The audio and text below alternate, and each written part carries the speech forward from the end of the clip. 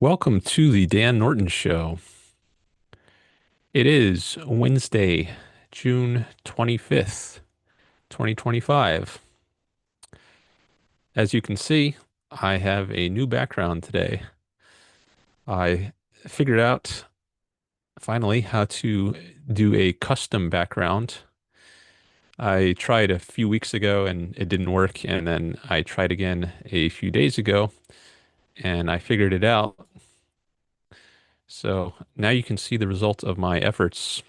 I thought it would be nice to have something a little more specific to my show. Before I just had a uh, default background that was in Zoom. They give you a few options, things you can use, and I had the image of the Earth from a satellite, and that was nice for a while. I think it was a good upgrade over the previous blurred backgrounds. Uh, but I think it would be even nicer to have something more specific to my show. So, so that's what I did. So, if you're just listening, I can describe it to you. I have I'm in the center, and then on the left side of me, as you're looking at the screen, it says the Dan Norton Show at the top, and then under that it says Philosophy PhD promoting Ayn Rand's philosophy of objectivism. And then below that, also on the left, it says Reason, Egoism, and Capitalism with three thumbs up next to each one of those words, Reason, Egoism, and Capitalism. And then on the right side of the screen, I've got an image of Ayn Rand. This is the one that I found on Wikipedia. It's in the public domain, so I think it's fair use. It's also the one I have on my channel, posted on my YouTube channel. And then below that, it says call info in chat. So that's just to remind everyone that this is a call-in show. I do have a call-in option available. So if anyone wants to call in, feel free to. I've got the call-in information in the chats, which I'm going to pin so it doesn't get lost. So you can call in on Zoom. There's a link you can click, or you can dial a phone number and then put in a meeting ID. So uh, I'm glad to have this background. You can let me know what you think. Maybe I'll tweak it over time. I thought about putting slightly different wording on it, but I think this is good for now. So plan to use it going forward. I do have a green screen today to make the image a little sharper, so I think you'll less likely see splotchy images around me. So hopefully that'll improve the look as well. So thanks everyone for being here. I do appreciate your participation. So I encourage people to participate in the chats. Anything you want to talk about, feel free to raise there. Any questions, any comments, or you could just say hello. This is a show which I use to engage with people out there, so you all can drive the topics. So I encourage you to take advantage of that. Although, sometimes I also have notes of my own, which I speak from, but I'm mostly here to engage with people. So feel free to jump in the chat there or call. All right, so uh, until we get some participation, I guess I could give you a little info from my notes here. So one thing that happened yesterday is I made an appearance on the Yaron Brook Show. Well, sort of, not really. So here's what happened. 2 days ago, on Monday, I made a post on X and also on Facebook about Iran, and I can show it to you here. Here, let me share my screen so you can get a better idea of what I'm talking about. Oh, I gotta minimize some windows so I don't lose track of things here. Oh, here we go. Okay. So let me just share my screen.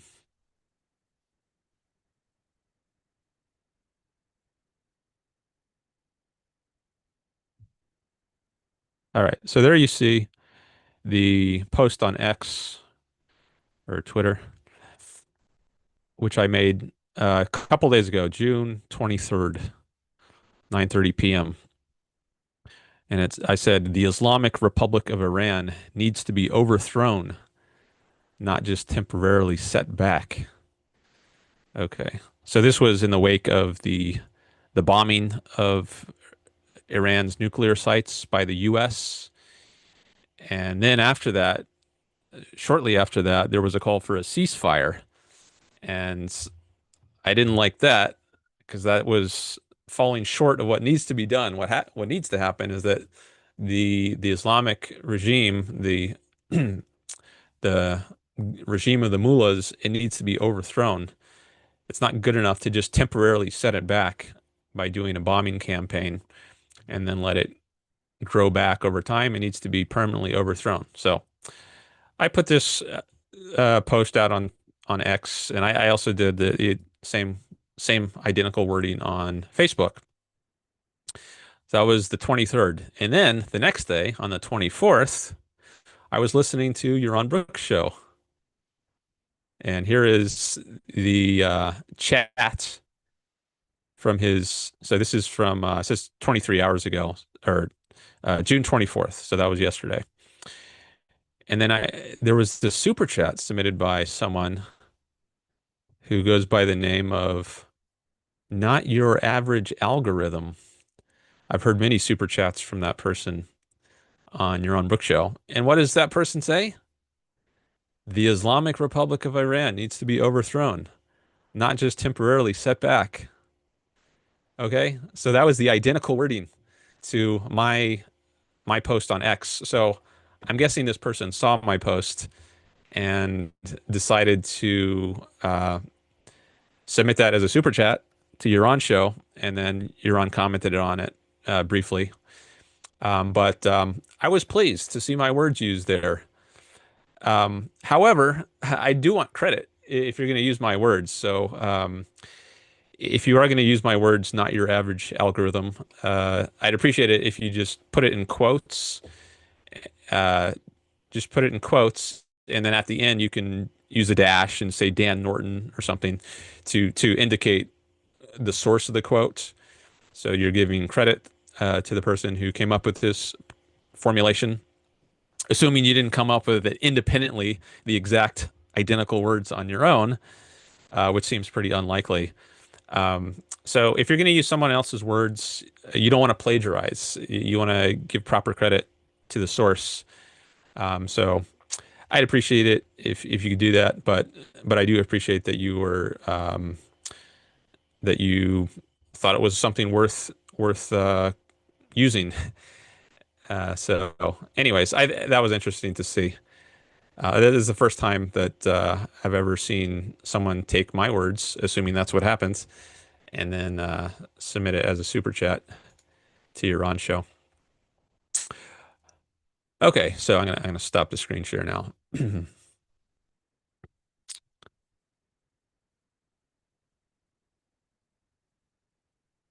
Come back to the chat. All right, see, we got some people in the chat. We've got John Wayne. Hello, John. Megan. Hello. Megan Ribbons. And Robert Nasir. Uh, all right. Nice to see you all here. So Robert says, since he's commenting on what I was just talking about, I'll read his first. He says, "Great minds think alike, especially when the second great mind, quote, borrows from the first post. Sorry, borrows posts from the first mind." Um, Yeah, I mean it's a common sentiment. I think many people have had this thought that it's good to not stop short of overthrowing the regime. What we want is regime change. We don't want to just do a temporary strike that's going to set them back. Um, we want to go all the way, and it would be really disappointing to get this far, this close to overthrowing that corrupt, evil regime, and then we don't finish the job. So many people have this thought, but if you're going to use the identical wording of someone to express that thought, then I think it's appropriate to use credit to give credit by putting it in quotes. If you're going to put it in your own words, that's fine. But when you're using the exact wording of someone, then I think it's good to give credit. But again, I do appreciate that this person found it worth using. RW is also here. Hello, RW. Okay. Let's see. So John Wayne, he asks, or he says, some explicit socialist dipshit is now New York's mayor. Well, he's not the mayor yet. He won the primary. So the actual election for the mayor is going to be in November.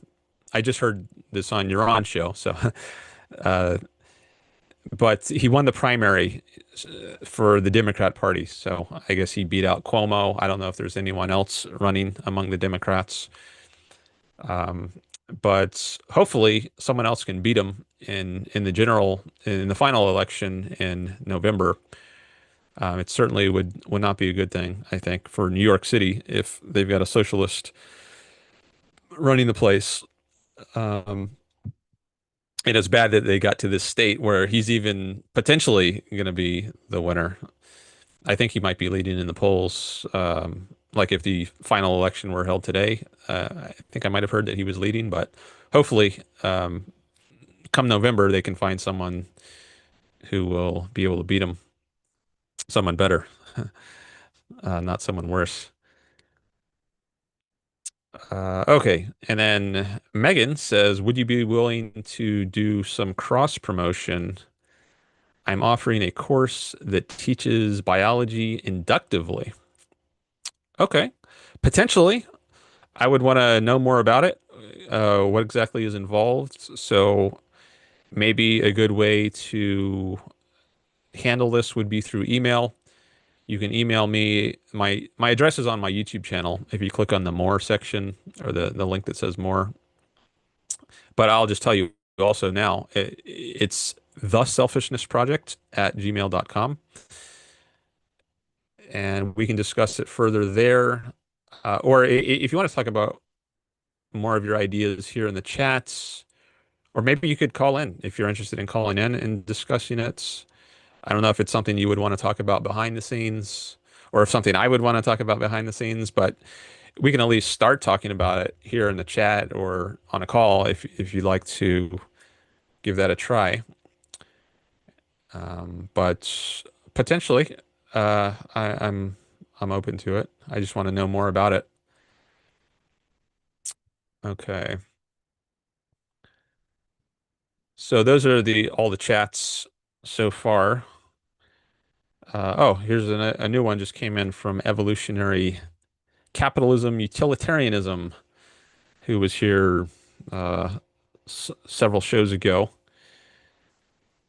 And he asks, do you have the objectivist strict definition of self-interest? Is it objective or subjective? I had a conversation with evolutionary capitalism. I think it was like 9 or 10 months ago. I looked it up after he was on my chat a few shows ago, and I went to his channel to see when that chat was. I thought maybe it was a year or two ago, but apparently it was only 9 or 10 months ago. So I guess time is going by fast. It seems like it was longer ago than that. Um, so maybe I'll get your question in a second. Let me just take a quick look at the notes to see if there's anything I would want to mention now before I get into other topics. Uh, Okay, so far I don't see anything that I need to talk about right now. So maybe I'll just save this for later. If there's a lull in the chat, I've got some other things I could talk about, but yeah, I'll just come back to the chat for now.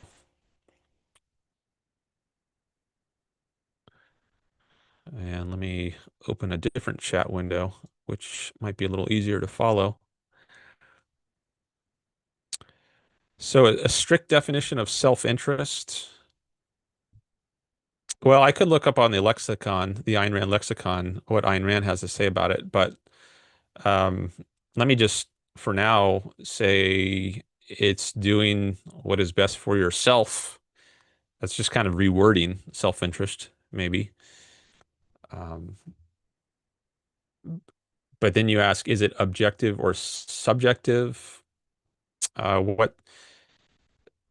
Uh, okay, so those terms, objective and subjective, they have particular meaning. Well, they have different senses in which they're used, and uh, if you look if you look on the lexicon, you can see what Ayn Rand in particular has to say about these terms. I don't know if you've done that, or if you've read. Have you read any Ayn Rand? Um, if not, I would recommend it. You say you're trying to figure out what is objective about objectivism. Yeah, I don't know if we've discussed that before because it's been a long time since we had our. It's like 9 or 10 months since we had that conversation, and I know we interacted some through Facebook, direct messaging, and then also in the chat. So I don't remember what we've already talked about. Um, but I do. Yeah, you say it's subjective. I think you said something about that in the title of the video you have on your channel where I talk to you. You said, say something like objectivism is subjective or something. Actually, maybe I can find it on your channel. I'm gonna see if I can go to your channel now. See what it says there. So I can click on links. I don't think you all can do this, but the host offers me an option to go directly to a person's channel if I click on the three dots next to their name. Whereas if you're not a host, then I think the three dots only gives you a couple options. You can report the person or block the person, but I get like 7 or 8 different options when I click on those three dots. One of which is to go to the channel of the person, and maybe because YouTube doesn't want to encourage people to jump over to other people's channels and leave the live stream. Yeah, so I'm looking at the uh, the video on Evolutionary Capitalism's channel, and the title he gives our conversation from 9 months ago is "The Subjectivity of Objectivism: A Conversation with Dan Norton." Um, so he thinks subjectivism is subjective, and maybe that's a kind of criticism. And I don't remember if we discussed that in that call.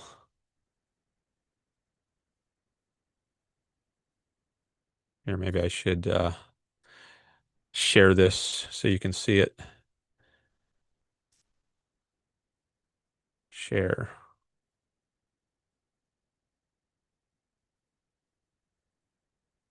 Here it is. So now you can see this is on Evolutionary Capitalism's page. He calls himself Evolutionary Capitalism-Utilitarianism. And I don't know how he came across my channel, but he's got this write-up about his channel. Anyway, somehow he found out about me and he got in touch with me. And then we had a conversation eventually, and it became this video, almost 2 hours, looks like. And he titles it "The Subjectivity of Objectivism: A Conversation with Dan Norton." It's not on my channel. Sometimes I choose to post, like if I have a conversation with someone, sometimes I'll choose to post it on my channel. Sometimes I won't, just depending on whether I think it's it would be good for my channel. In this case, I didn't post it on my channel, but it is there on his. Um, so there it is. All right, I stopped my screen share and coming back to. All right, so Robert Nasir here is jumping in, and he's saying, oh, he's quoting the lexicon. He says, objectivity is both a metaphysical and an epistemological concept. It pertains to the relationship of consciousness to existence. The lexicon entry for objectivity is an outstanding resource to start with. And evolutionary, maybe I'll just call you that for short. Evolutionary. um, Maybe partly because I don't think you promote capitalism, or I doubt it at least. What people mean by capitalism can vary, but I think from what I recall, I think it's unlikely that you promote what I would call capitalism. So maybe that gives me a reason to just call you evolutionary for short. Um, I think you had an idea that like the universe as a whole is trending towards capitalism, or at least what you call capitalism. There's like some cosmic goal that the universe is trying to reach. If I recall correctly, you had some idea like that. Um, Whereas I think capitalism is a human goal, or it should be a human goal that humans should try to achieve because it's good for individual humans. But the universe as a whole, there is no like cosmic mind with its own goals, like some godlike entity which is striving to be capitalist or should. Um, you say you looked up her concept of value and it's subjective. Okay, well, I don't know if I want to debate that with you. We might have debated that before. I don't remember. Um, I don't want to just go over the same ground over and over, especially if you haven't read Ayn Rand. I think I might have recommended that you read Ayn Rand. You say you looked up something, but does that mean you just read a passage out of the lexicon, or did you read some of her essays? I don't know how extensive that is. Um, and then evolutionary says, yes, back then you said self-interest is whatever the person wants. Well, it has to be, it's not a whimsical kind of want. Like just because you desire something, that doesn't mean it's good. You have to think rationally about, is it in your long-term self-interest? Is it good for your life as a whole? Not just does it satisfy some whim of the moment. And I don't know if that I even said that today. So I hope you're not straw manning me or misrepresenting what I said. Didn't I say something like self-interest is whatever is doing whatever is best for yourself? Well, that's not the same as doing whatever the person wants, right? If the latter is just suggesting a kind of hedonistic whim worship. Um, oh, Wade is here. Hi, Wade. Hi, Wade.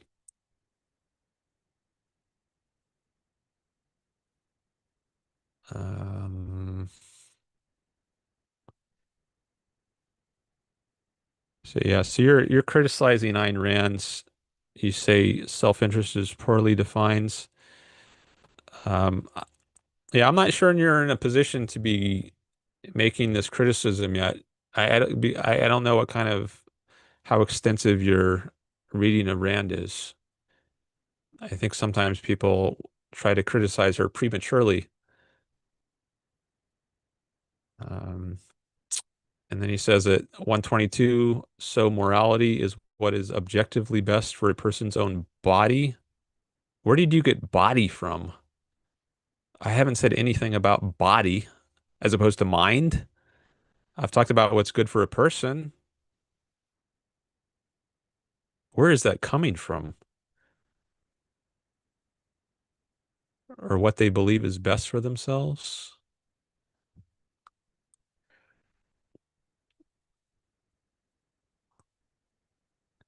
Yeah, so I mean, if you're saying things like this, you're just like, where do you get this idea of body from? When you say something like that, that makes me suspicious, like, and somewhat reluctant to engage because I need to see a certain level of accurate representation of what I'm saying, and you're just pulling stuff out of nowhere.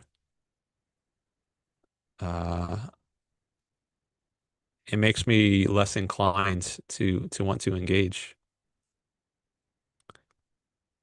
You say you saw me on Sam Cedar. Okay, yeah. Like many people, uh, like Darwin, who I blocked, and that's another piece of news. Not that I blocked Darwin, but I think I figured out he's the same person as CPG 1859, who was another person I blocked, and I didn't realize. I didn't think at first they were the same person, uh, but I I realized some things yesterday that made me conclude they're probably the same person. So I think there's five different accounts now that Darwin has used to try to participate in this chat and get around blocks. Um, but um, yeah, hopefully he won't continue to be a problem. Then Robert says at 124 Pacific, imagine just for a moment if you were interested in Ayn Rand's ideas and you were looking to understand how she reaches, defines, and integrates the concept value. How would you seek to understand her? And then Evolutionary says, I'd ask people who claim to be objectivists first. How about reading Ayn Rand? I mean, you because we've talked a fair amount, and I think I recommended you read Ayn Rand. If I haven't, I'm certainly doing it now, but that would be the best thing to do. Um, but whether you've read Rand or not, your ideas need to be based on evidence, and I don't see any evidence that I said something about body here. Um, I don't know if you mentioned this later in the chat. I'm still catching up. I'm at 125. Uh, Evolutionary says, yes, capitalism can vary. I believe in a pure market system with aggression. With aggression? A profit-driven system, not a non-aggressive system. Yeah, so this is, it's often said that Ayn Rand's fundamental principle is the non-aggression principle. I don't call it that. Libertarians use that phrase, but I think non-initiation of force would be more the way she puts it. But if you think a market has aggression in it, then yeah, I don't think you're talking about capitalism. So Robert says Ayn Rand's ideas are online in concise form in many places, notably the Ayn Rand lexicon. If I or Dan or anyone else says something that sounds contradictory, it's the easiest thing in the world to go to the source.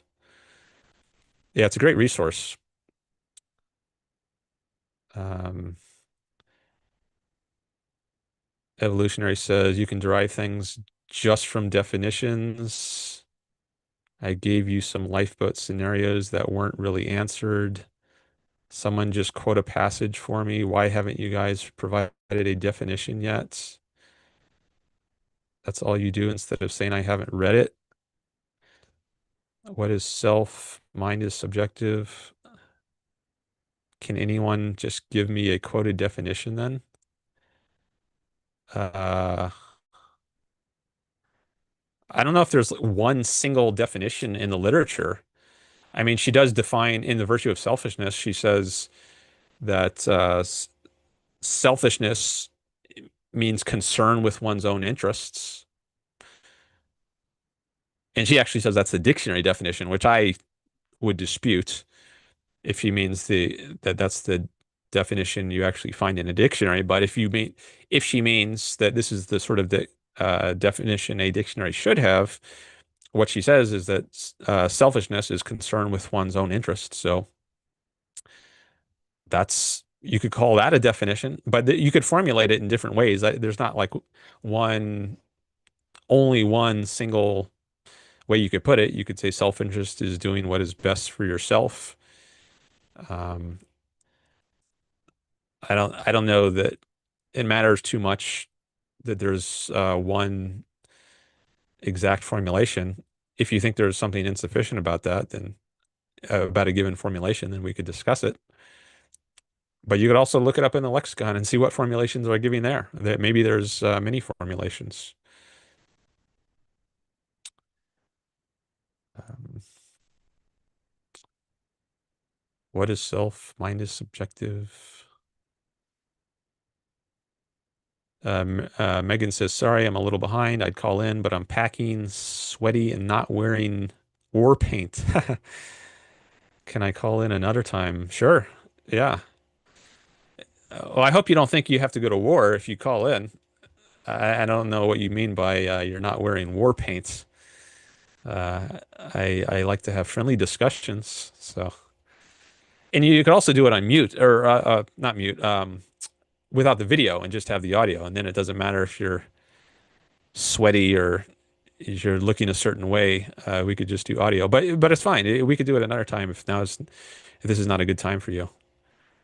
Um,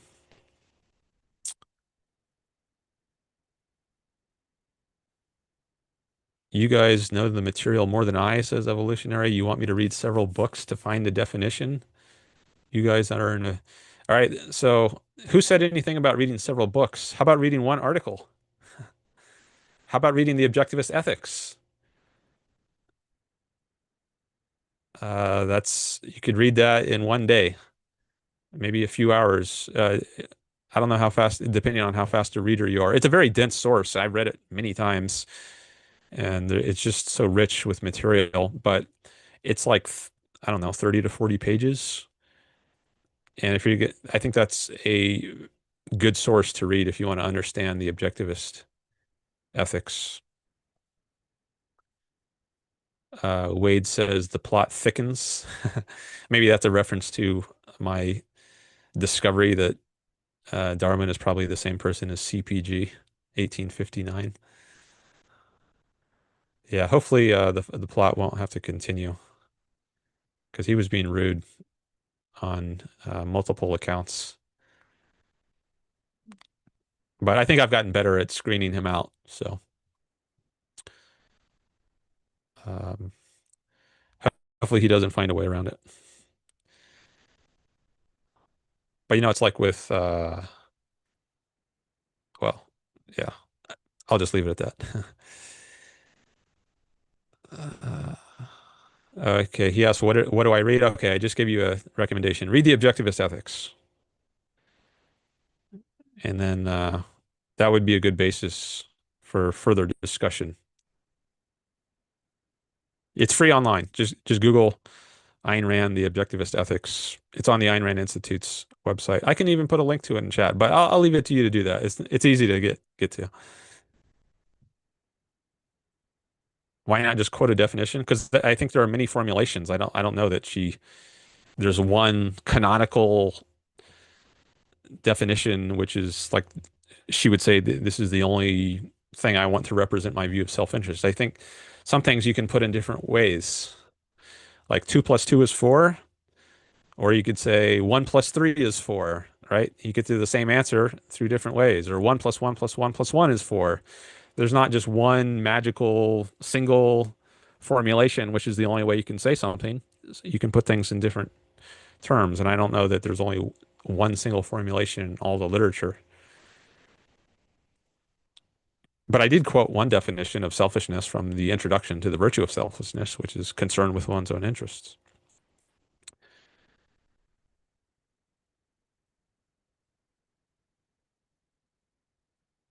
You don't have to read Principia Mathematica by Isaac Newton to understand calculus. Okay, but you've got to read something by somebody. And if there's a single essay which lays out the essentials of her ethics, I think it would be good to read that.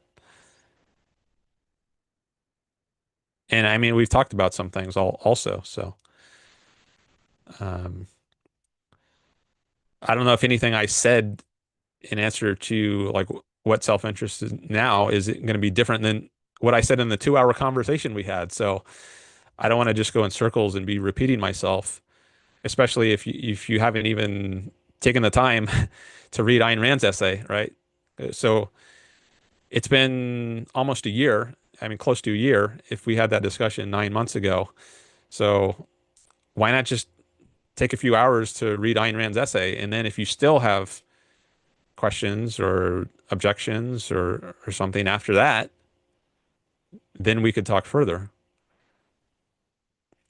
But I don't want to just be repeating myself.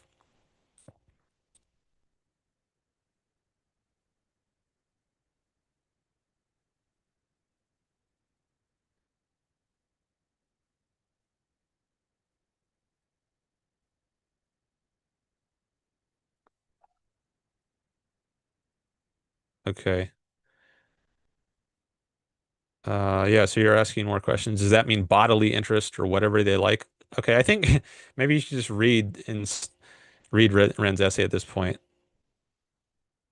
And you can ask about something else, but I'm concerned that if I spend time discussing this with you right now, it's just going to be repeating things I've already said.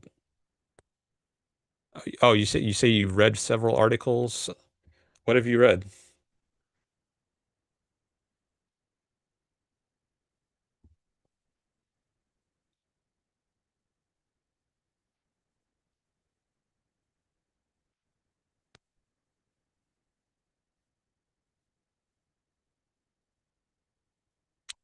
Okay, I'm up to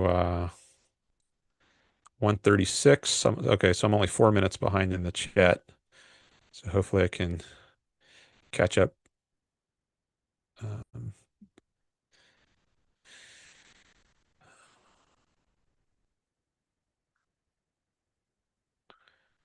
okay, Robert says, you say you're used to technical textbooks with clear, concise definitions. Okay, well, Ayn Rand, she didn't write textbooks, but she did sometimes give definitions.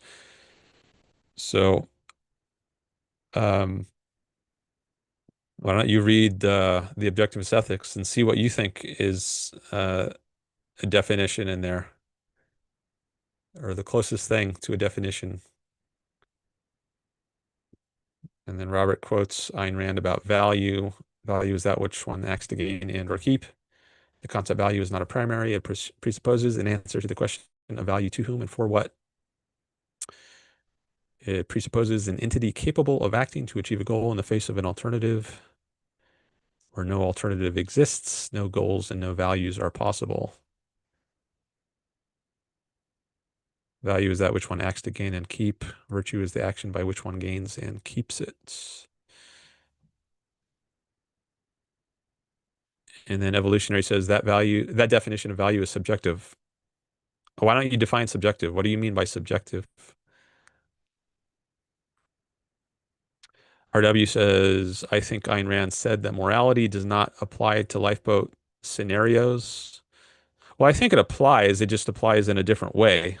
Like what would normally be a moral way to act might not be in that case. Like it could be moral to kill someone if there's two people fighting over a lifeboat that could only hold one person. Normally, it's not moral to kill an innocent person who hasn't used force against you, but it could be moral in a lifeboat scenario. Um, so this is from her article, The Ethics of Emergencies. The appropriate way to act could look different in an emergency than in a non-emergency. Just like normally it's not good to drive at 100 miles an hour, but if it's an emergency and you're about to give birth or something, you got to go to the hospital, then it could be moral to speed in that case. And then, of course, the police speed and the ambulances speed because they are dealing with emergencies. But in a normal non-emergency case, the appropriate way to act is going to look different. And it's important to not confuse those and think, okay, well, just because something is appropriate to do in an emergency, therefore it's always appropriate to do.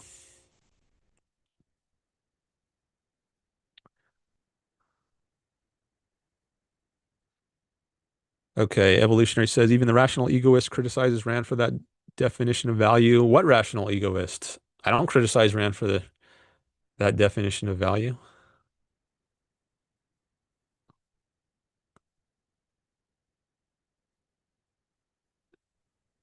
Um,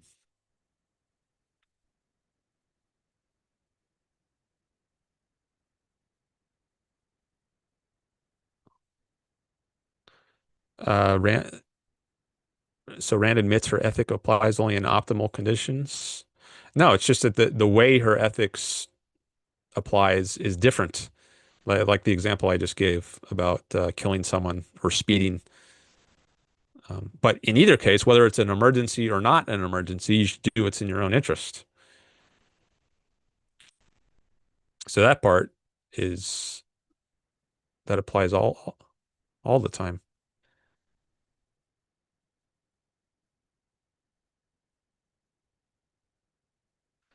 Ben Franklin is here.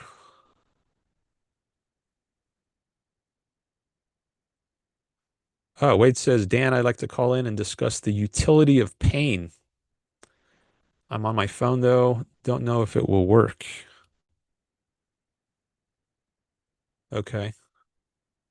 You can call in.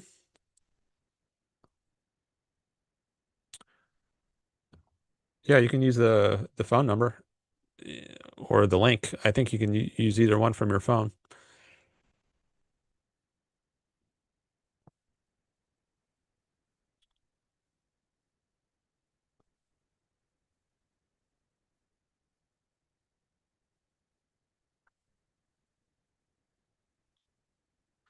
Robert says 138. Values are necessarily values for an entity capable of choosing in the face of an alternative. Is that what you regard as subjective? The fact that there's necessarily a subject which is valuing? So is murdering to save one's life, one's own life, self-interest? I don't think so. Murdering is, I think it's by definition the unjust taking of a life, and it's not in your interest to do something unjust. So if you have to kill someone to survive yourself, like the lifeboat case, I wouldn't call it murder. Maybe you could call it manslaughter. I don't know what the technical definition of manslaughter is, but I think the law makes a distinction between intentional and unintentional killings, and I guess some way between malicious and non-malicious killings. Like if you kill someone through assisted suicide, um, at least in some places, that's legal. I think it should be legal everywhere. I don't. I think people should be able to engage in assisted suicide, but that's not murder because it's not an unjust killing of someone. I think in that case, it's in the interest of both parties, both the person who is maybe if he's in chronic pain, then it's in his interest to have his own life ended. That's why he's elected to engage in assisted suicide. And it's also in the interest of the family of that person. They don't want to see their loved one suffer.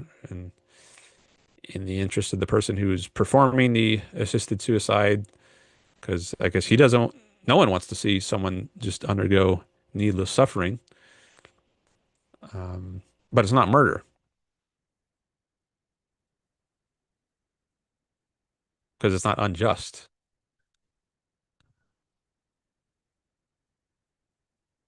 It's tragic, though, in some cases, like a lifeboat case. But the fact that it's tragic doesn't make it murder.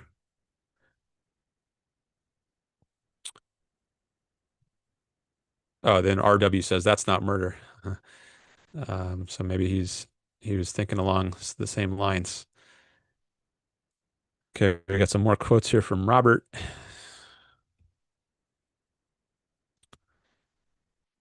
It's only an ultimate goal, an end in itself that makes the existence of values possible. Metaphysically, life is the only phenomenon that is an end in itself, a value gained and kept by a constant process of action. Yeah, I think that's a quote from the Objectivist Ethics. Self-defense is not murder, says RW.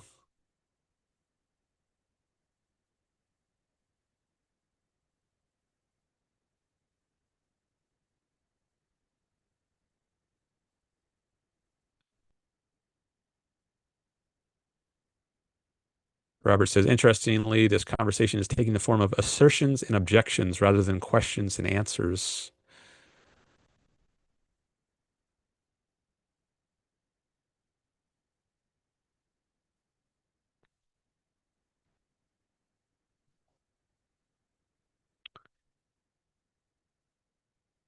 John Wayne says, you could also read The Fountainhead or Atlas Shrugged or Anthem or any of her fiction novels and understand how Rand represents the application of ethics.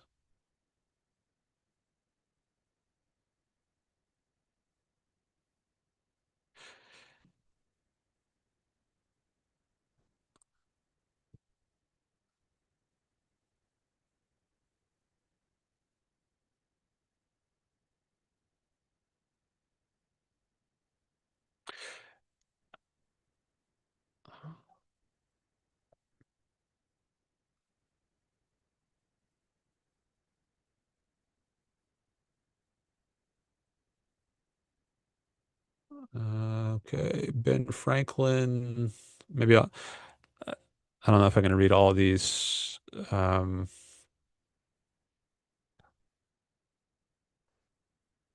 Franklin.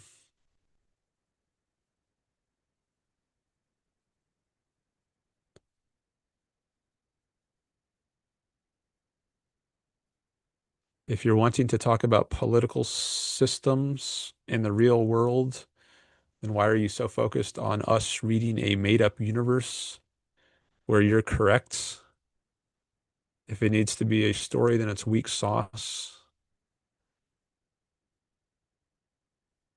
All right, I'm not sure that's a serious comment. Which I've had that thought about other of Ben Franklin's comments, I think.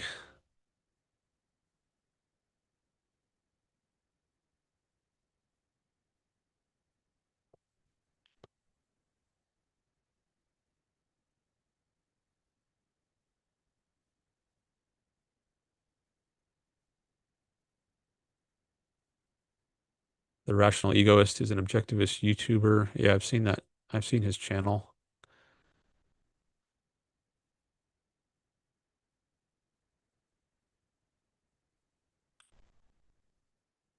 Mark John Wade says Mark Leibowitz. I think maybe you mean Michael Leibowitz because he's the host of the Rational Egoists channel that was mentioned. And then John says, though, I think Mark misunderstands Rand on value when he says she presented two definitions or something like that. Well, Rand gives the characterization of value as that which one acts to gain and or keep, which I've heard Harry Benswanger say is not a definition. It's just a characterization that gets a discussion started. But then I guess later she or somewhere else she ties the notion of value to life. So if you just say value is that which one acts to gain, end, or keep, well, there's nothing, at least nothing explicit yet about life. So you might think someone pursues an anti-life value. So someone gets addicted to drugs or abuses alcohol. You might say, okay, well, they're pursuing drugs and alcohol. So are those values? The indiscriminate pursuit of drugs and alcohol or sex, is that a value? And ultimately, if given a further analysis or a more thorough analysis, Rand would say no, that might just be whim worship or the out of context pursuit of something. But to actually be a value, it has to be something that integrates with your life as a whole and is conducive to your well-being, your happiness, not just anything you act to gain in or keep. And Leonard Peikoff gave a lecture about this topic called the Two Definitions.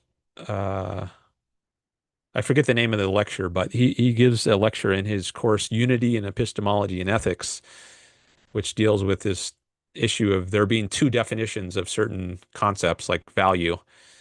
One is a generic sort of definition, and then another is a more uh, name brand objectivist sort of definition of a concept.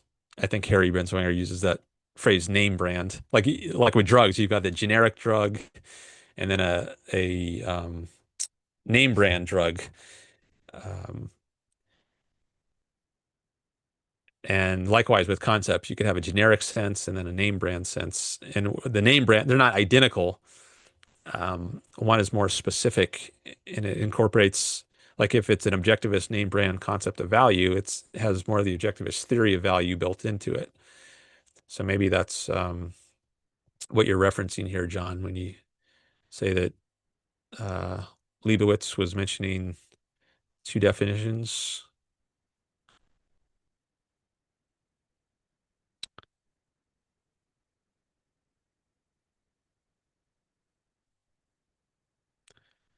All right. I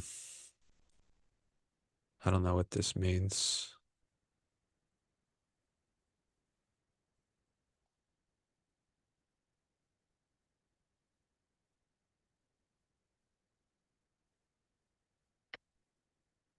John says you don't have to be an objectivist to misunderstand Rand. You're misunderstanding her right now, as far as I know.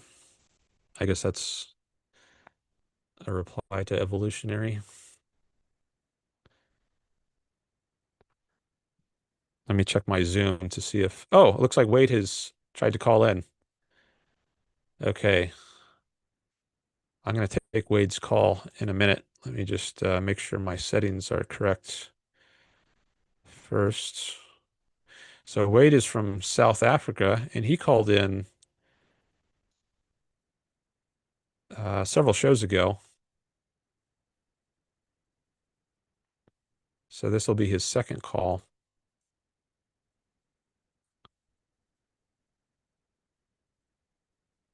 And let me just spend a little more time here catching up in the chat before I go to his call. I want to see what else is going on.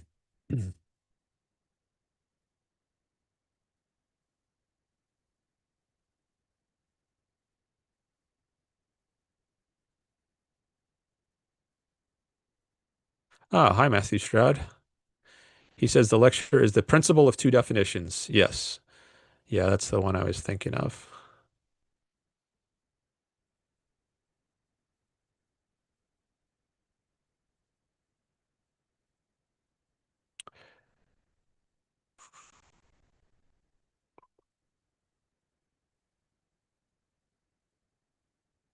Evolutionary says, I'll be back. I'll rewatch the video. Hopefully I can get some clarification.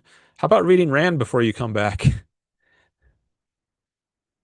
Read that essay, The Objectivist Ethics.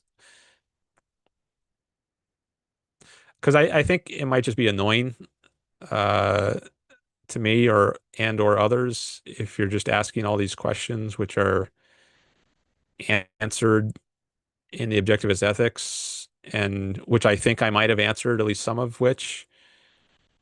Um, so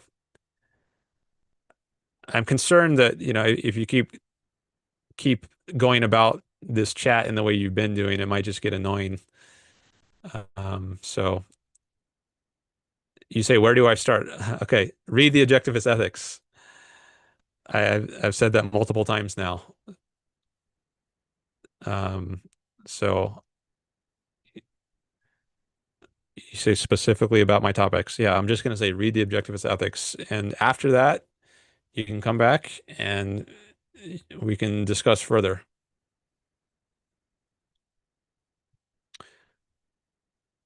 Okay, let me get Wade in here.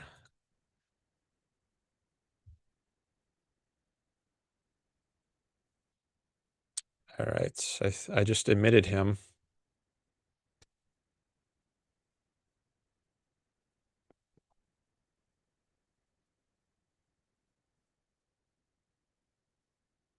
I think he's okay. So I have to ask him to unmute.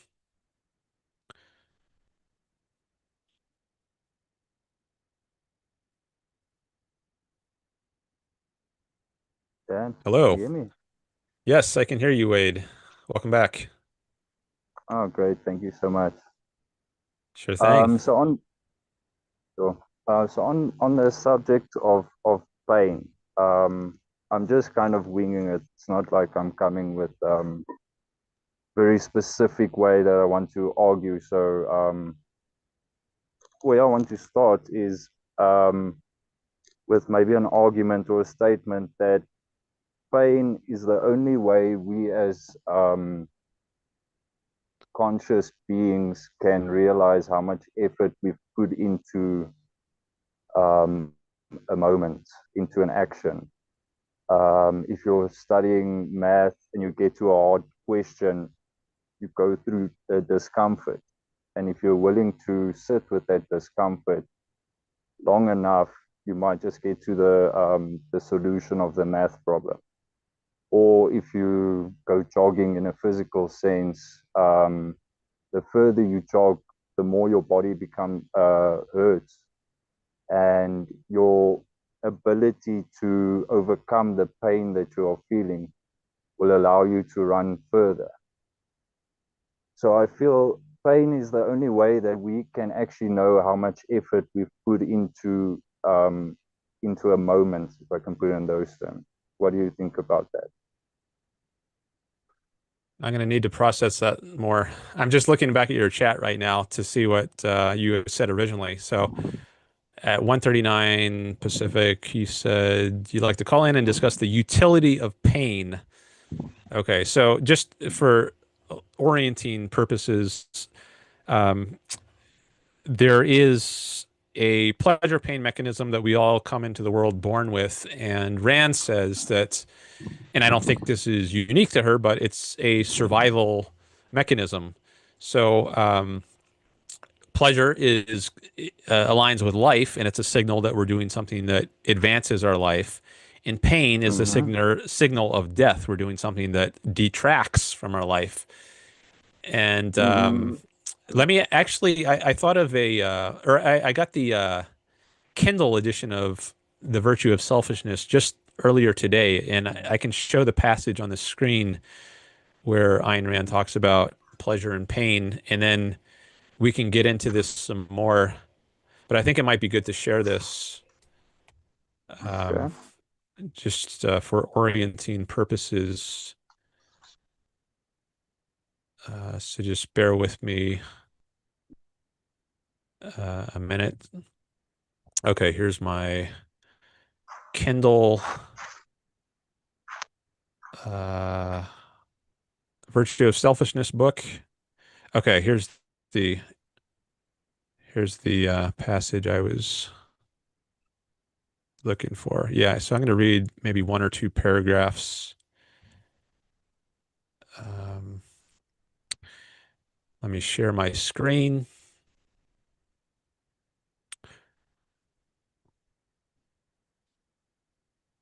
Share. Okay, I don't know if you can see this on your phone, but at least if you're looking on YouTube, you Yeah, should be able to. yeah, Okay, can so see it. so here she says she's talking about where we get the idea of value. She says, "Now, in what manner does a human being discover the concept of value? By what means does he first become aware of the issue of good or evil in its simplest form?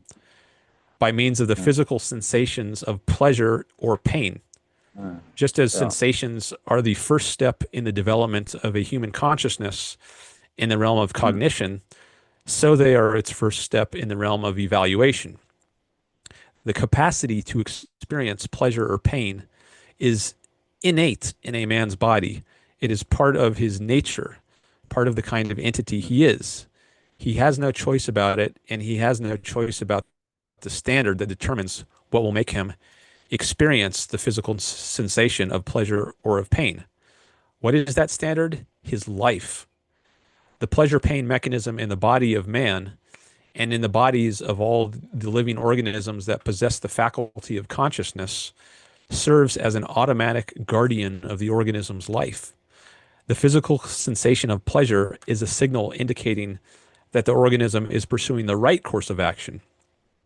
The physical mm, sensation of pain is a warning signal mm, of danger, indicating that the organism is pursuing the wrong course of action, that something is mm, impairing the proper function of its body, which requires action mm, to correct it.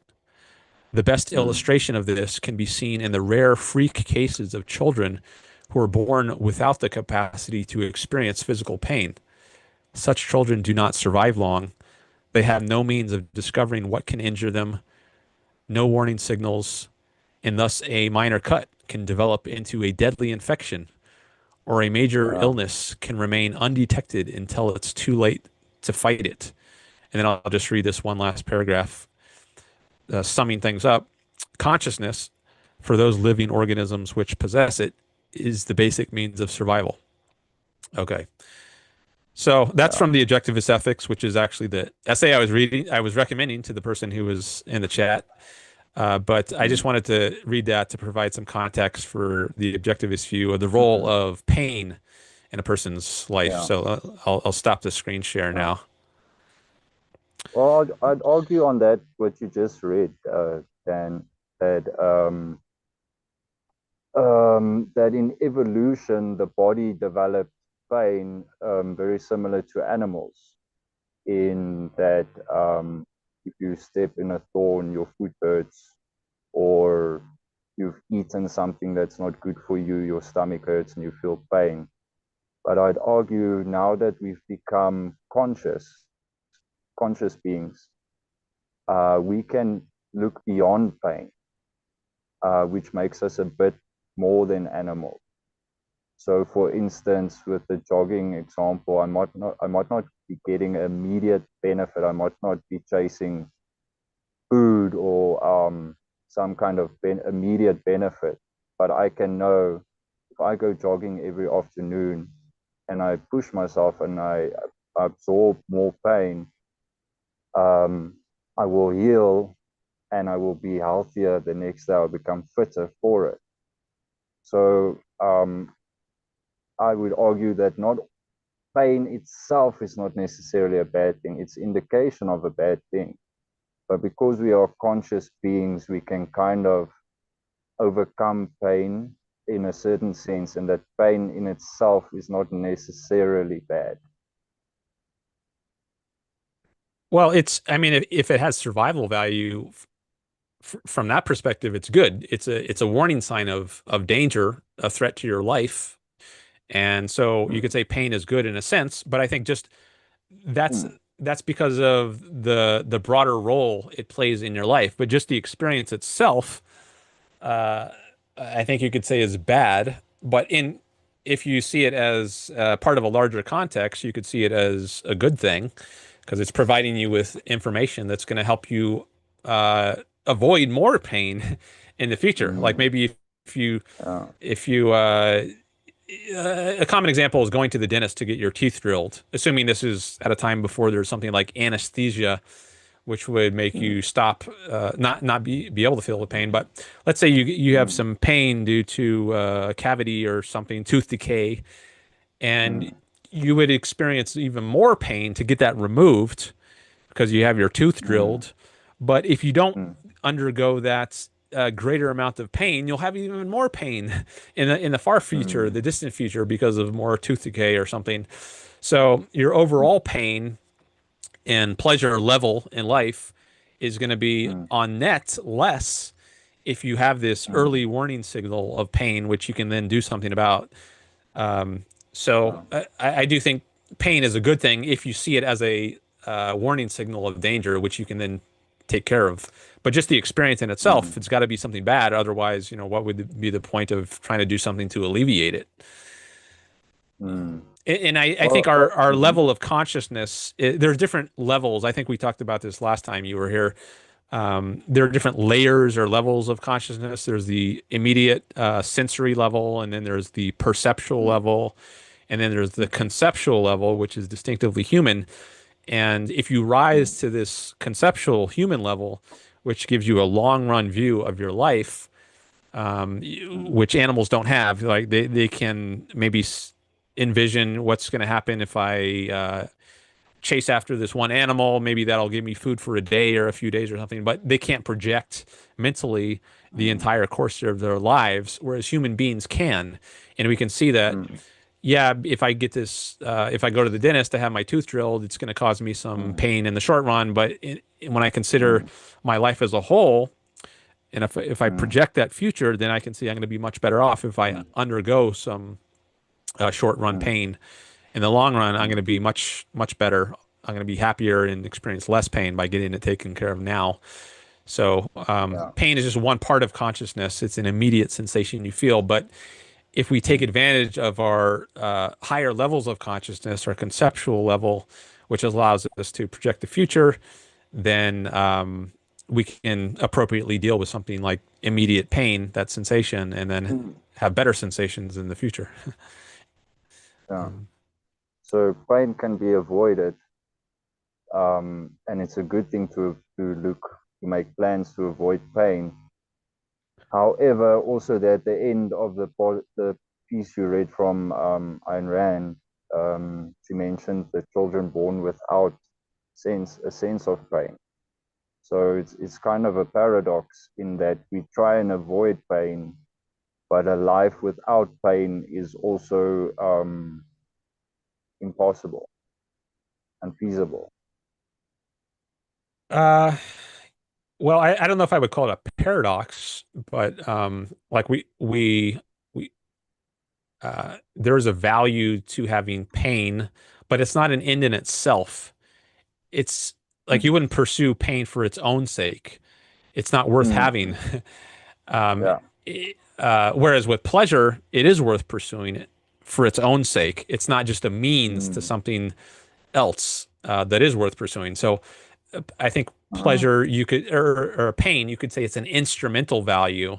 That term is sometimes mm, used in philosophy as distinct from intrinsic value. Now, that term is also maybe a bit dangerous, but there's and these terms have different senses, and maybe different senses for academic philosophy, and then how they're used in objectivism, like the term intrinsic. But if the idea of an intrinsic value just means something that is worth pursuing for its own sake, just because its own nature, mm, you might say pleasure is an intrinsic value.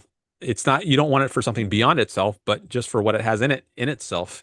mm, Whereas mm, with pain, you might say that's an instrumental mm, value. You don't want it for what it mm, is in itself, but because of some its instrumental value, it serves as an instrument to mm, warn you of danger.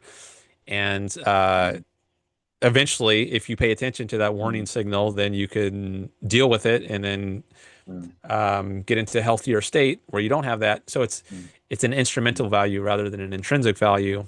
Or if you don't like the mm, term intrinsic, because that has a different sense in objectivism, which maybe I won't go into right now. But you could also say pleasure is an end in itself, whereas pain is not. It's just kind of a stepping stone value, or it's a means to other values.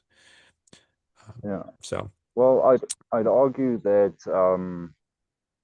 throughout history, the people who really did something of meaning um, probably went through a certain amount of pain. Whether it is a mathematician that had to struggle with a difficult sum, whether it was a warrior on a battlefield that had to survive in some sense, building a house, uh, kind of everything we do as we exert ourselves, we get exhausted to an extent, and then pain comes in if you want to extend pain to uncomfortableness in its broader sense. So I feel that embracing pain is actually a good thing, and that maybe having a culture of avoiding pain, not respecting the process that one goes through to become better at something by embracing the discomfort that comes with that growth, with that personal growth. I feel in today's life we tend to I don't know if demonize is the right word, pain.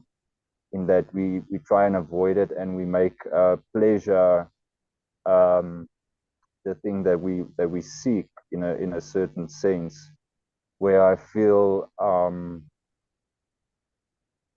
it causes people to become softer. So now you get a headache, you might take a pill to sort out the headache, um, instead of saying, why am I getting a headache? Or maybe you'll take the easier route in life, which is more pleasurable, where if if you had a more balanced view, you might take the harder route, which accompanies pain, but what might bring a higher pleasure, or maybe not just even pleasure, but a form of dignity and honor. Because if you just live by pleasure itself, you might end up in a form of debauchery if you don't understand it correctly, where life is just about living from one pleasure to the next, where I feel life does have its wisdoms, which is not always easy to share. But I feel if you just live for pleasure, you might be missing some things. So I feel a more balanced view between pain and pleasure, and also not to shy away from pain, but to embrace a certain amount of pain to reach the higher goals that you might set for yourself. Okay. Well, with debauchery, I wouldn't consider that a life of pleasure, at least dominantly. Like, you could get some pleasure, but I think it's also going to be painful.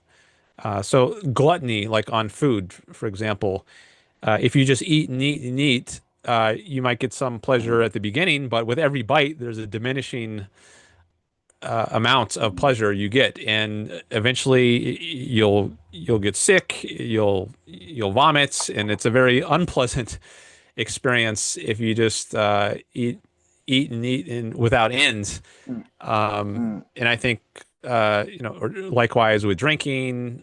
Um, mm, I mean, some amount of alcohol could be pleasurable, but if you drink too much, you'll get a hangover, and it's not pleasurable. mm, So I think if you go about things the right way, it's like there's going to be yeah. So I just want to describe a life of pleasure as a life of debauchery. Like that might be you might get some short range, out of context pleasure from that sort of life, but I think there's also going to be a lot of pain, and actually more pain. And when I say pain, I don't just mean physical pain, although that could be involved mm, too. But I also mean emotional pain, suffering. Like you could experience a lack of self-respect, lack of self-esteem if you don't control mm, yourself and you just indulge your whims without thinking about the mm, consequences of your actions. I think your life is going to be mm, full of pain, more so than if you did act rationally and think about the consequences of your actions and how it integrates, how your actions now integrate into the entire context of your life. And this is part of mm, what rational self-interest means, which is what Ayn Rand is all about. So mm, it's contrary to mm, the idea of whim worshipping hedonistic ethics, or at least what's standardly thought of as hedonism, where you're just pursuing range mm, of the moment desires. That's mm, actually not what's going to lead to the most pleasure or happiness. And I also use pleasure in a broader sense too, not just immediate physical pleasures, but also your psychological, emotional state. Happiness, I think you're going to be much better uh, in terms of your happiness if Does that you include are a sense of rational. meaning? What's that? Does that include a sense of meaning? Yeah, I think it does. Yeah, a sense of purpose. Mm, If you have something to live mm, for, I think that your career is often what plays that role of giving you a central purpose in life. So Ayn Rand was a writer; that was her central purpose. And if you don't have a central purpose, I think that can be a very uncomfortable state of being. Uh, there's a mm, there's a line in one of Ayn Rand's novels. One character asks another, "What is the most wretched or miserable man?" And the person responds, "The man without a purpose."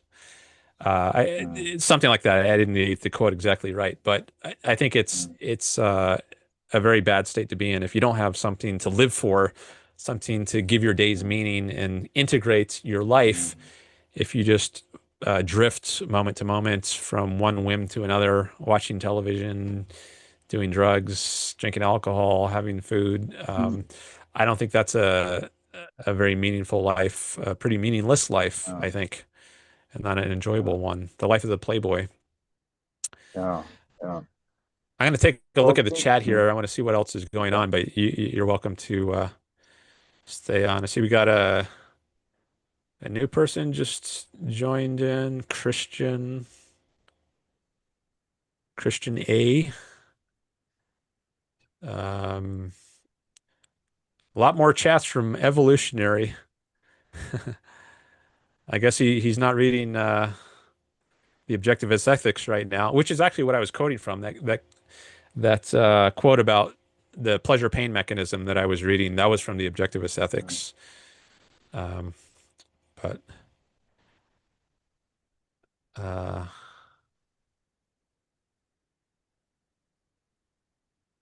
yeah, I think maybe it'd be good for Evolutionary to do less chatting and more reading at this point. Um, Ben Franklin, uh, Ben Franklin, let's not be vulgar. I think you might be the person who I said last time you were here. I was worried about vulgarity. Um, otherwise,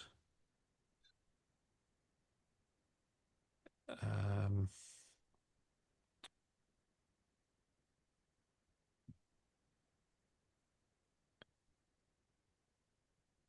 yeah, I don't want vulgarity here. Be respectful. Matthew Stroud is in the chat.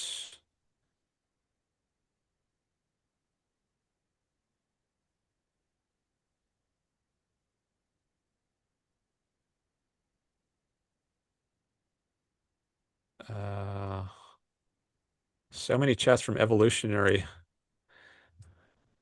Yeah, I think you need to slow down and maybe take a break here.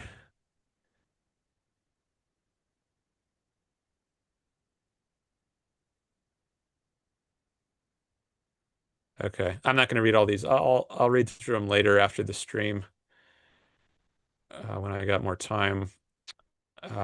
Thanks for the likes, by the way. I do appreciate that. I just like seeing if people appreciate the stream, so the likes are good for that. But they also help promote it in the algorithm, so that can get some more people coming by. And thanks for any new subscribers. Definitely appreciate that. Any shares. Okay, let me come back to you, Wade. Did you have something you wanted to say? mm. Yes, then I'd like to ask you if you willing to share maybe an experience in your life.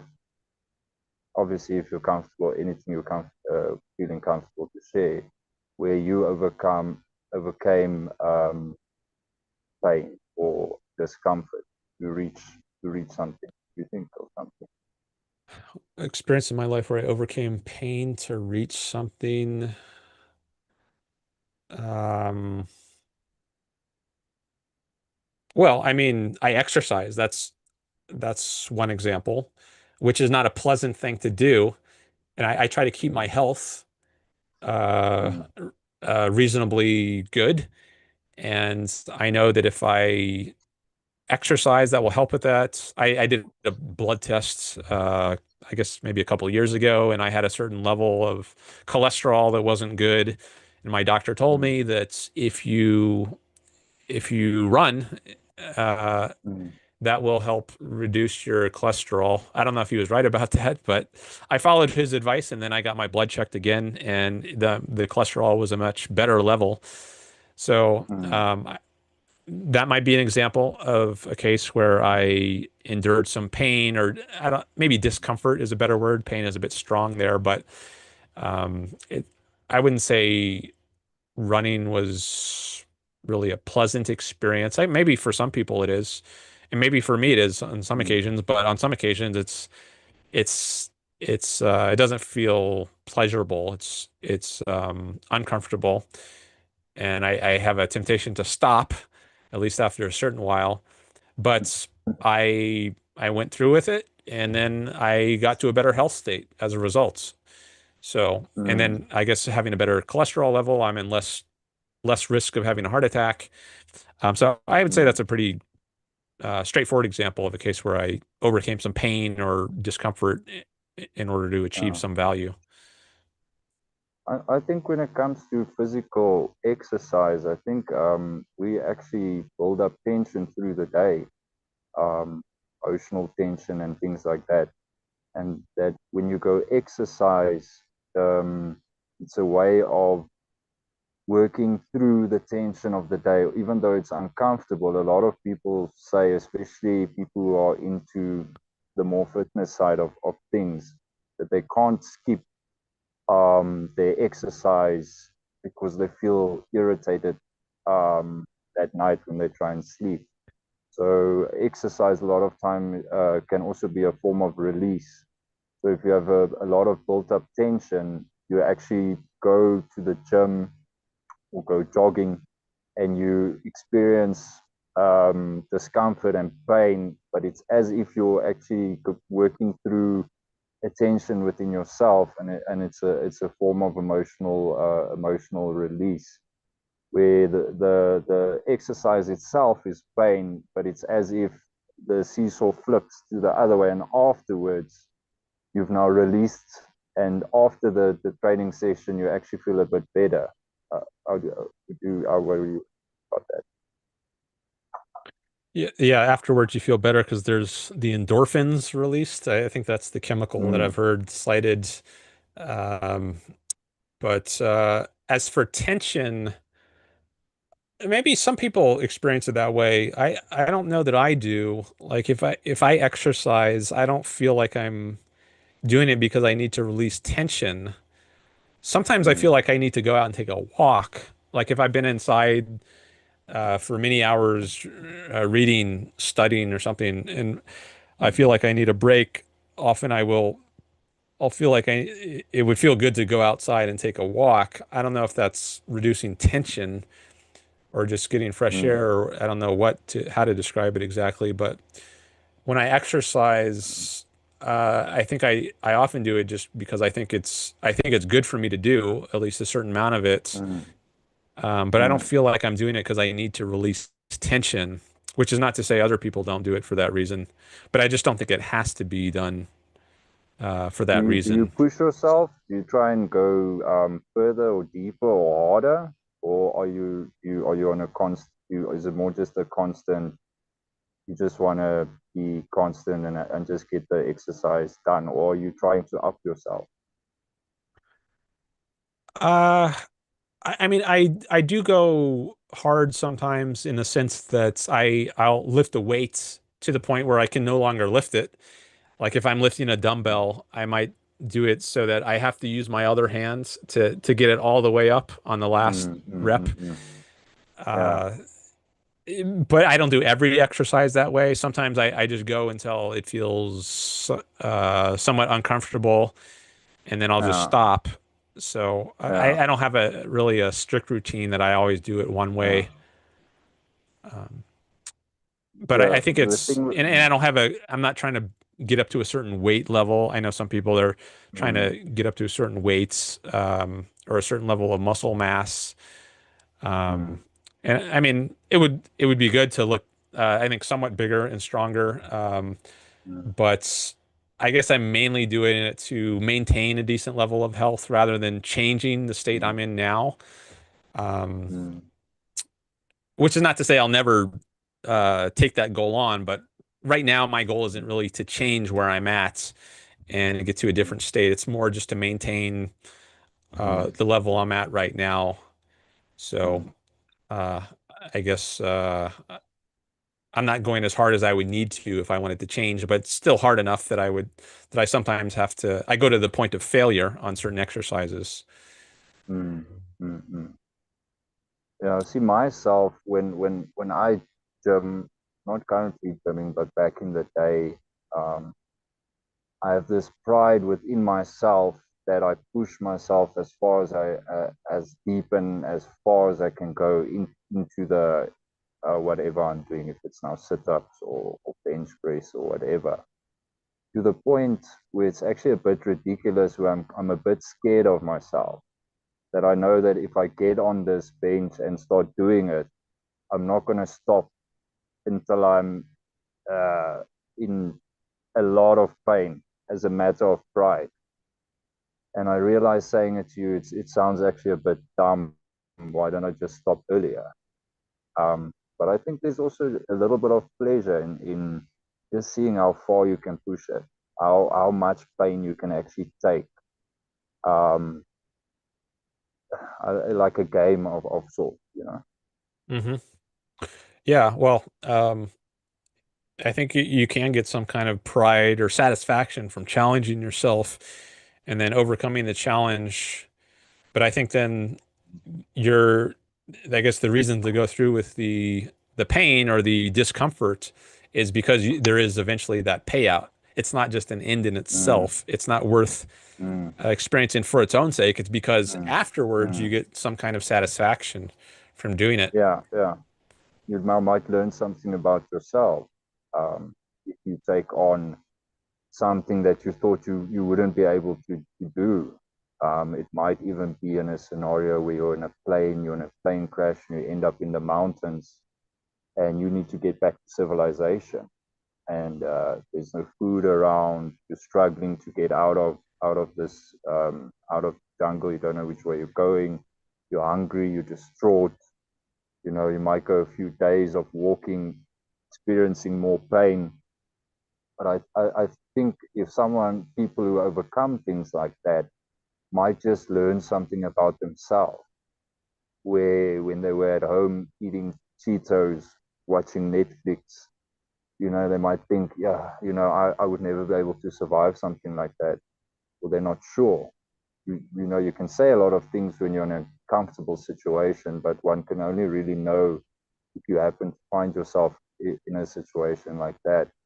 So pain in itself is useless, but if a person can overcome certain levels of pain, it might teach them something about their own sense of will. It does take a certain will to overcome harsh time. A sense of worth, is it WORTH? Is that what you're saying? Willpower. Oh, willpower. Oh, yeah, yeah. Mm, Yeah, I think you can get some kind of self-esteem or by overcoming difficult things, which you're not going to get if you're just at home eating Cheetos, as you say. You can find mm, out what you're capable of and maybe surprise yourself mm, and impress mm, yourself. mm, I think that's the guy David Goggins just came to mind.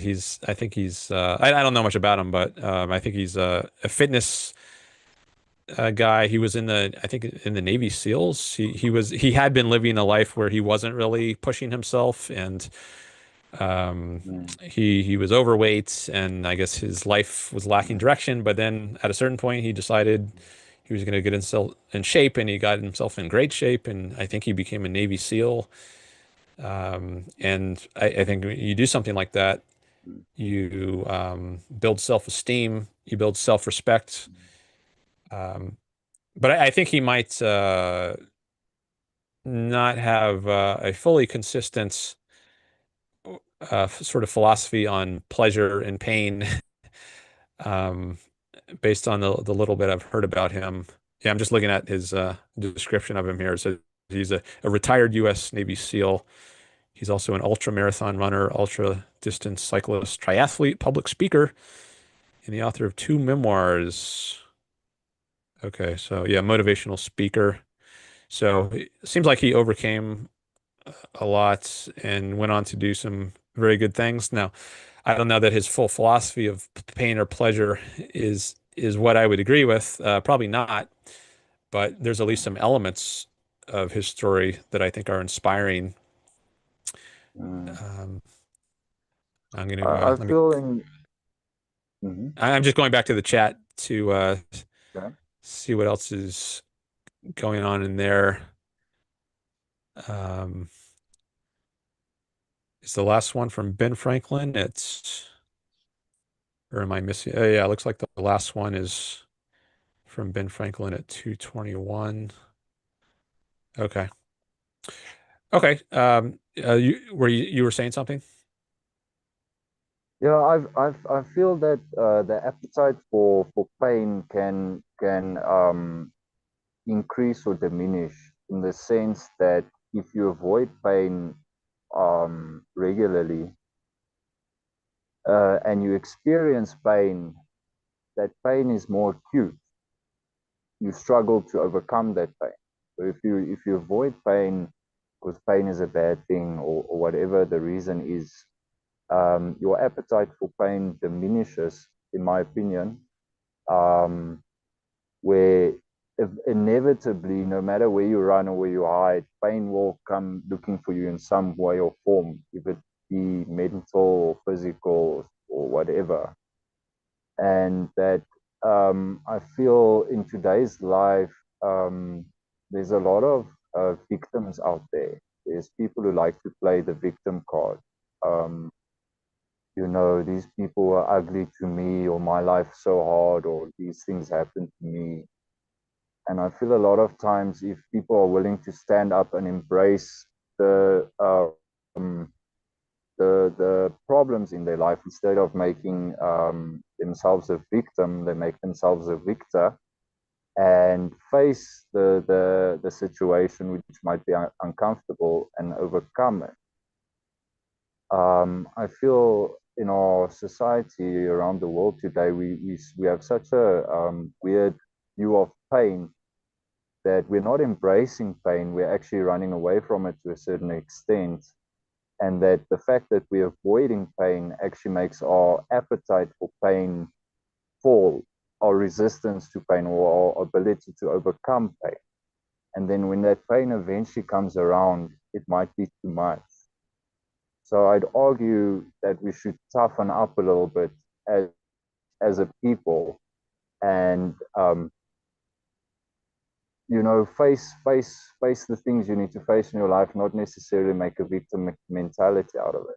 Now, I'm not saying it's everyone, but I'm feeling a bit of a trend that, in certain circles of the population, and especially with the kids coming in, parents might be overprotective of their children and not allow them to face adversity in their life, and they think they're protecting them, where your child or a person needs to be exposed to certain hard times for them to overcome it and to grow through it, instead of just trying to avoid it, avoid it, avoid it. You don't get personal growth out of it. And also in the long term, when hardship does arrive on your door, you're not going to be experienced to deal with it. So I feel we as people should bend towards embracing pain. Not that I'm saying pain is a good thing in itself, and I'm not a sadistic person at all, saying pain should be experienced unreasonably for no reason at all. But where there is reason behind the pain, one Hmm. should not shy away from it, but embrace it and overcome it, not be victims, but be victors. No. I don't know if I would put it as embrace it, but I do agree that I, maybe there's like a false alternative here. On the one hand, you can embrace pain and revel in it. Uh, on the other hand, you could try to avoid it at all costs. And maybe Mm, there's a kind of middle path that mm, is better. Like recognize pain does have a role, and it's there could be like I guess the idea of risk is coming to mind. Like if you mm, never take any risks, Maybe you could avoid mm, some kinds of pain, but you also don't then benefit. You don't get the potential upsides of taking the risks. mm, So, mm, and that can itself be painful. Like if you just live a very boring, dull, uneventful kind of life because you're not taking any risks, then that itself could be mm, painful. So by avoiding pain, mm, by avoiding doing things that could result in failure, then mm, you could fail even more than if you had taken some risks and failed, and then learned from those failures and grown as a result of that. Um, yeah, so I do think it's important to face the facts. You said something that made that come to mind. Like certain experiences can be painful and or uncomfortable, but if you go through with them, then you mm, could be stronger as a result coming out the other end. mm, But I just don't. I think it's important not to see pain as an end in itself, and I think you were saying that. So mm, it sounded like you were agreeing on that point. Um, 100%. if anyone else wants to call in, by the way, feel free to call in. I don't have a specific time frame on this call, but the lines are always open. And if I see anyone else who wants to call in, then maybe I'll take another call. Robert Nasir just came in the chat. He says pain like fear and even risk tolerance should be mastered. Mm, Okay. All right. I think I'm gonna move on to some other topics now. It's getting close mm, to the 2 hour mark on the show, and maybe mm, I'll end things soon. But thanks for calling in, and mm. I appreciate your contribution here to the show. 100%. Thank you so much, Dan. Sure thing. Awesome. All right. Okay, Have a good day. bye. Bye bye. Bye.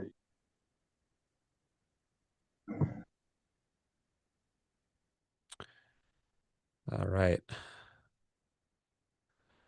Okay. Glad we got to do a call. It's been several shows since I've had somebody call in. So, um,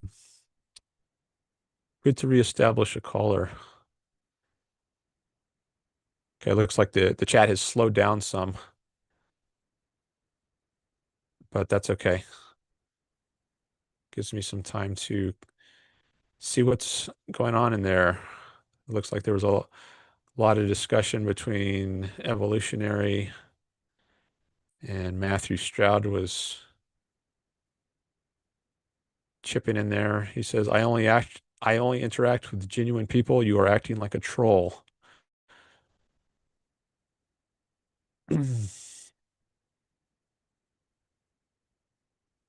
It's simply a principle for personal interaction.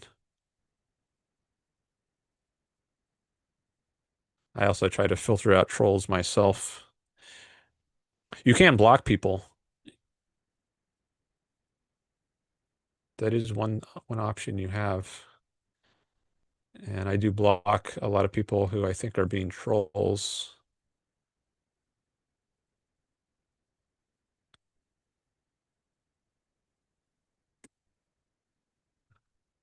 All right, so I could give you a little reading update.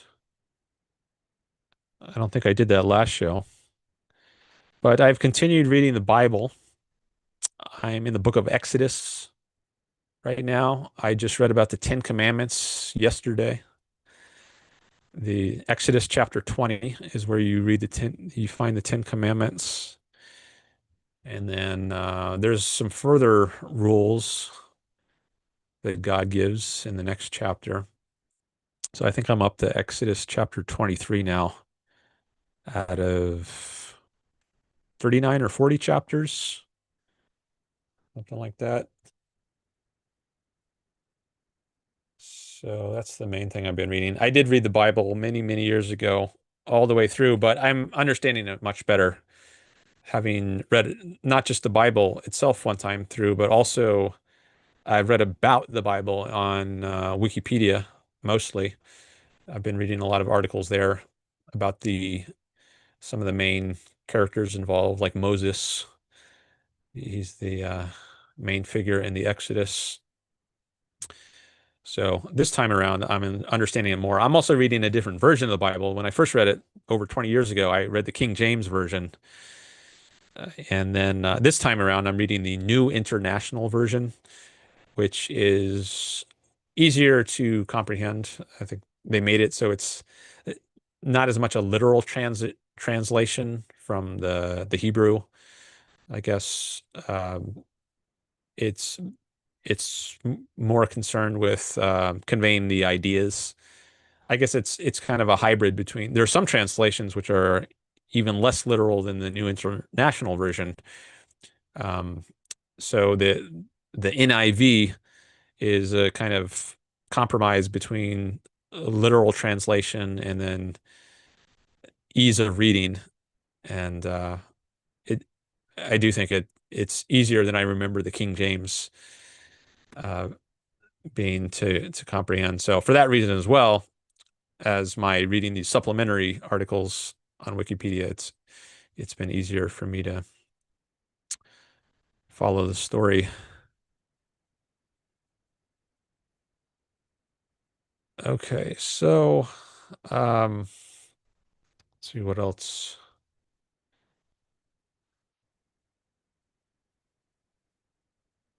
The is and the oughts that came up in the last stream.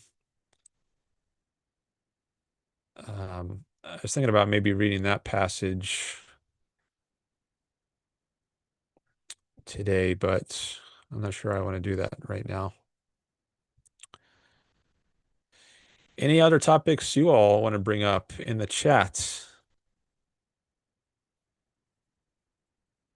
Taking a quick look on my Twitter page, see what's going on there. Getting some more likes on my post about the Islamic Republic of Iran. Almost up to 500 views.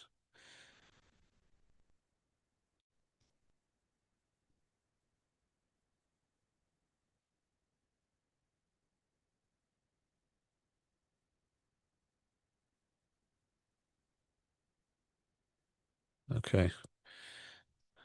Maybe I'll give you a couple minutes to see if you want to raise any more topics. Otherwise, maybe I'll just end the stream for today. It's now 2:46 Pacific. Usually I go for around 2 hours. But the last show I think was over 3. Thanks for the likes, by the way. Had a good number of likes on the last show.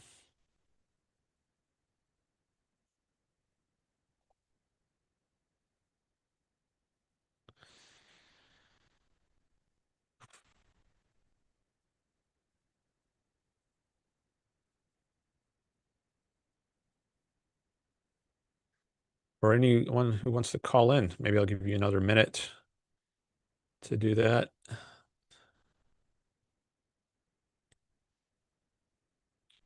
Oh, see, the likes just went up. Thanks for that.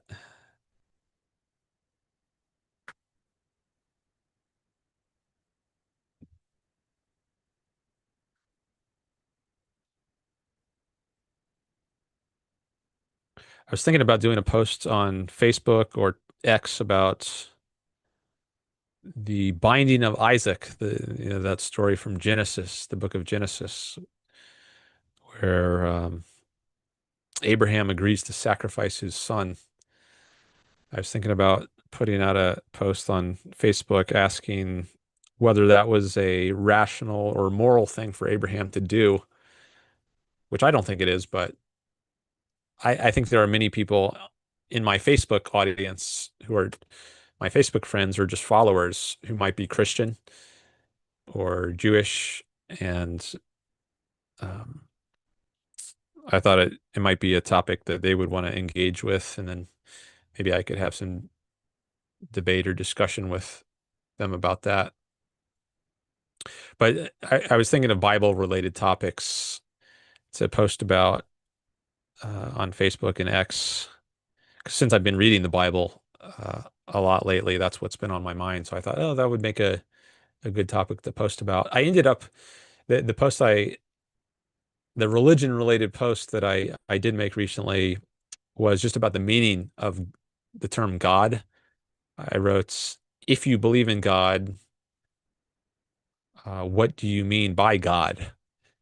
And that generated some discussion, but not much back and forth. It was mostly just other people um, giving their thoughts on that, what they mean by God. But um,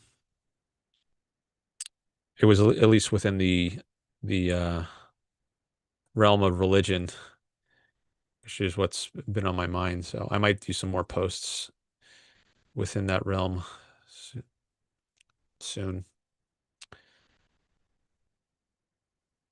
Okay, I see we got 6 people now, it says. It's been going fluctuating. Anyone else want to raise anything in the chat or just say hello? Don't see any callers. Hope you like this new backgrounds that I made.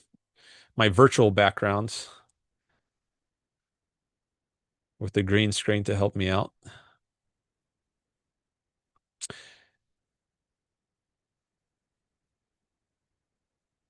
All right, I don't see anything new coming in. So maybe I'll just end the stream now. Or I could just pause it and come back later and see if there's anything that I want to reply to.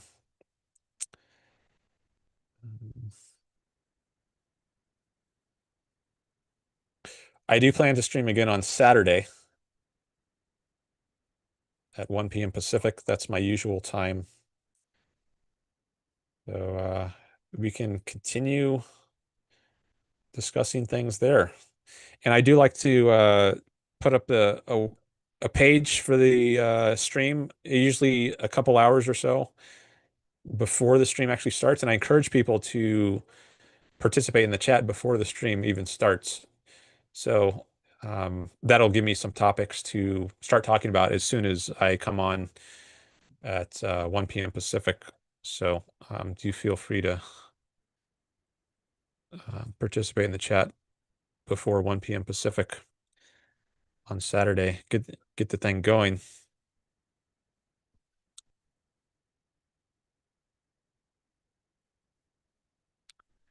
All right. Well, I'm going to end the stream now. So thanks everyone for coming by. And thank you for the likes. And have a good rest of your week. I will see you next time. Okay. Bye, everyone.